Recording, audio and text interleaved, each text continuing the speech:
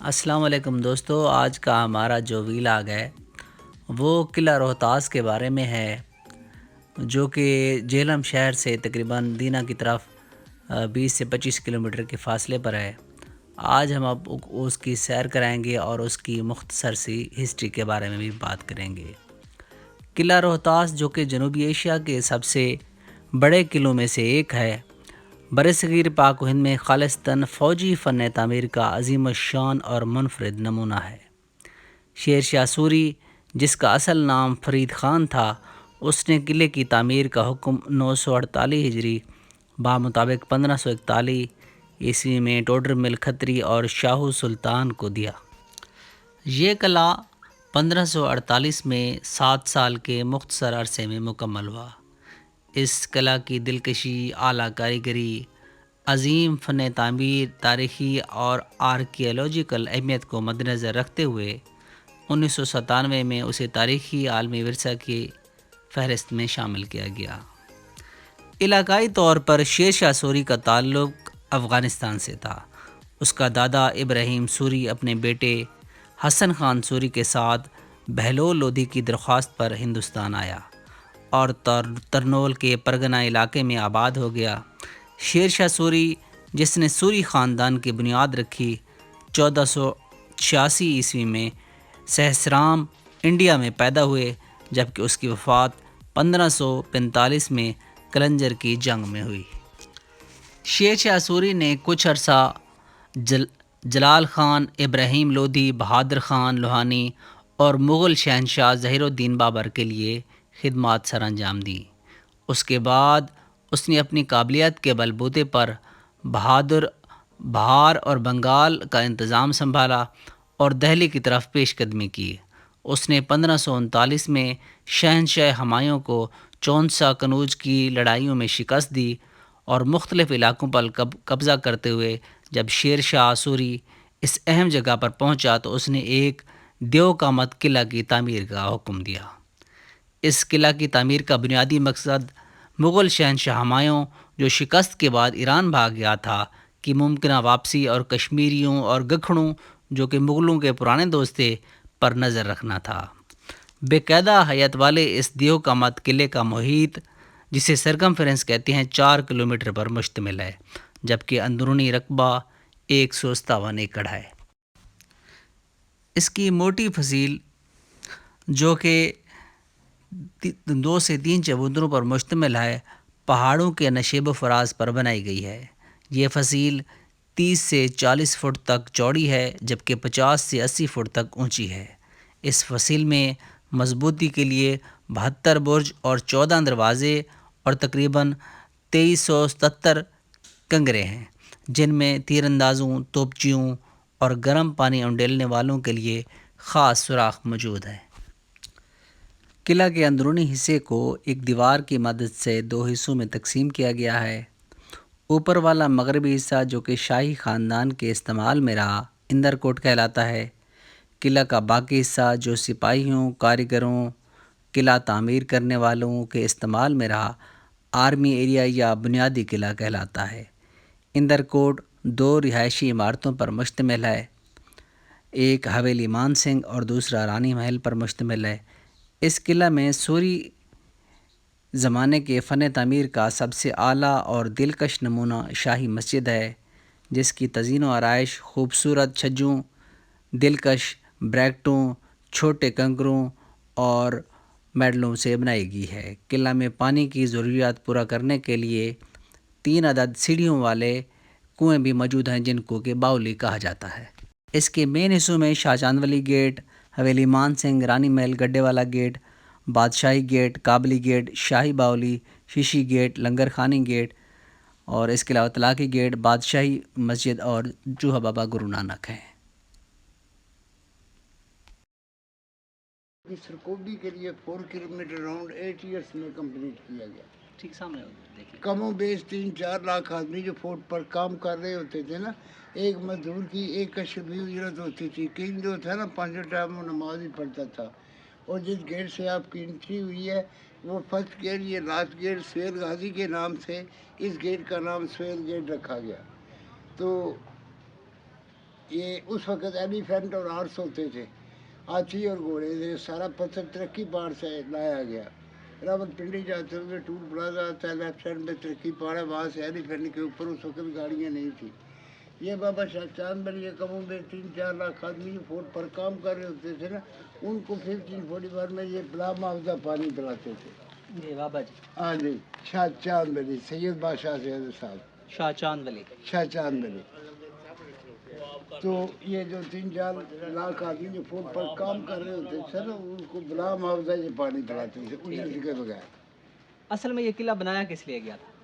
ये गखड़ों की सरकोबी के लिए है साहब। गखड़ों की सरकोबी के लिए? हाँ जी, उनको सजा देने के लिए? हाँ जी, गखड़ एक जंगजू कौम थी, शरीर कौम थी। अच्छा, उनको उधर से पकड़ के लाते थे यहाँ पे, हाँ, फैसला सुना लाते के थे, मजबूरन इसको ये फिर फोर्ट बनाना पड़ा।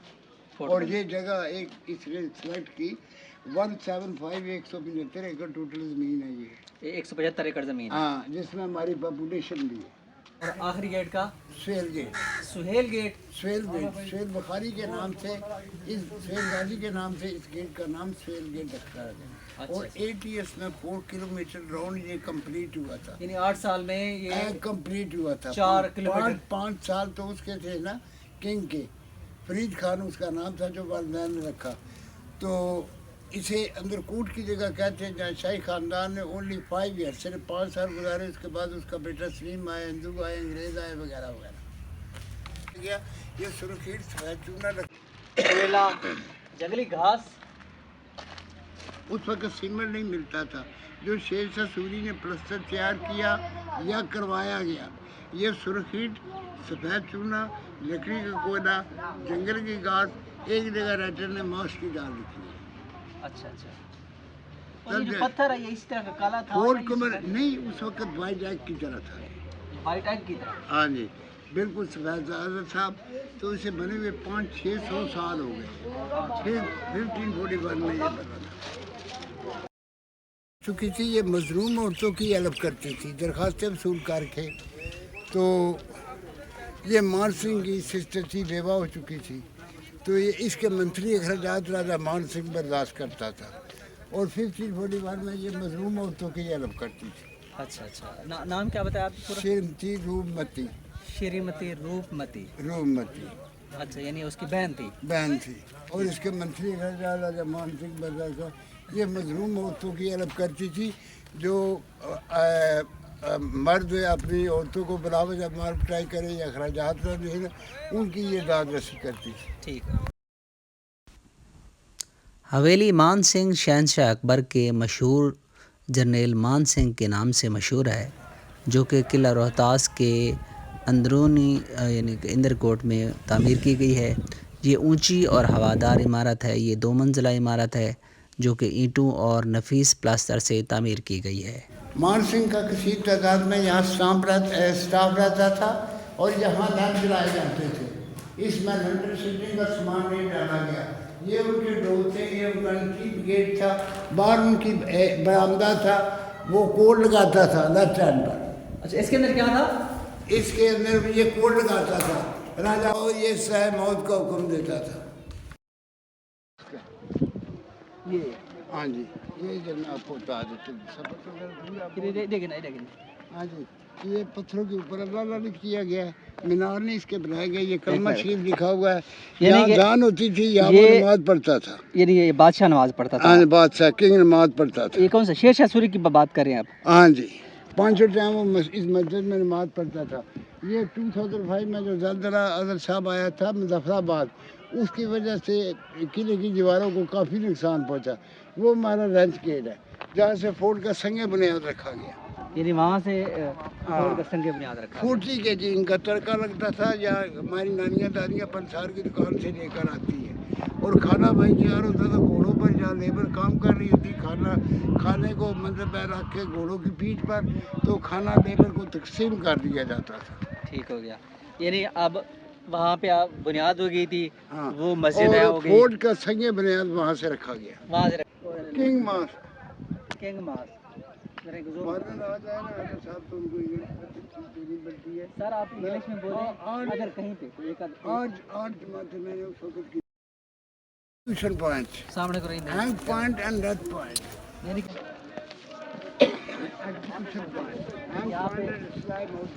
ٹھیک ہو گیا. پھر یہ جگہ پہ جو ہے سزائیں مولی جاتی تھی. سب کے اونٹوں پہ تبسم تھا. میرے قتل کے بعد نہ جانے کیا سوچ کے روتا رہا قاتل میرا. قتل کرنا ہے تو مہندی لگے ہاتھوں سے کرو. خون الفت بھی رہے اور خون کی ہولی بھی رہے. ایگزیکیوشن پوائنٹ, ہینگ پوائنٹ اور ڈیتھ پوائنٹ. ٹھیک ہو گیا. وہ جہاں مر جا رہے ہیں نا, اس کے سامنے نا پریزن روم میں یہاں قیدی رکھے جاتے تھے. وہاں سے رش کر کے یہاں قیدی لائے جاتے تھے اور یہ ان کو جیسا ان کا جرم ہوتا تھا ویسے ان کی سزا ہوتی تھی. لیکن ان کا جرم تو کوئی نہیں ہوتا ہوگا, بلکہ کم ہوتا ہوگا. وہ تھا نا جرائم پیشہ لوگ ٹی وی آپ دیکھتے ہیں, یعنی کہ جرائم پیشہ بھی ہوں گے. اگر جس طرح سے اس کا کام ہی صرف ان کو سزا دینا تھا, اس کا مطلب ہے یہ دیکھ رہا ہم نے ایگزیکیوشن پوائنٹ.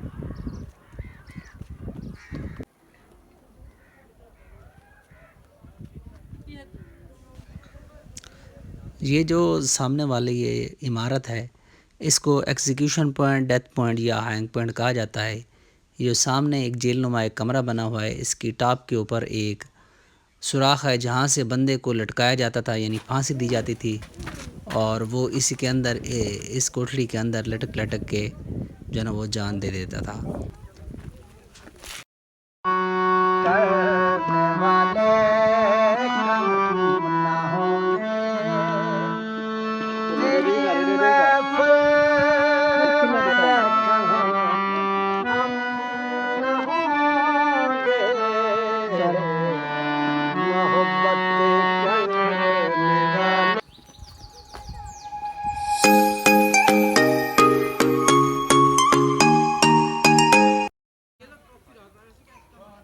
یہ اسٹور امریلا یہاں کنگ کو ویلکم کیا جاتا تھا 1541 میں.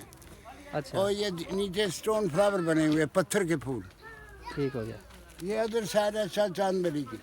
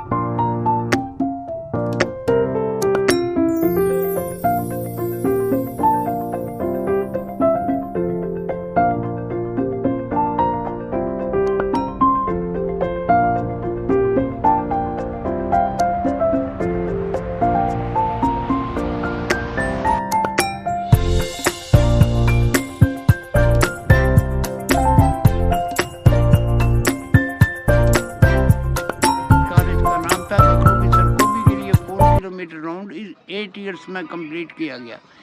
175 175 ایکڑ ٹوٹل زمین ہے, جس میں 130 ایکڑ جگہ جو اس نے کنگ نے اپنی فیملی کے لیے سلیکٹ کی تھی. اور 1541 میں یہ 8 ایئرس میں کمپلیٹ کیا گیا. 12 اس کے گیٹ ہے.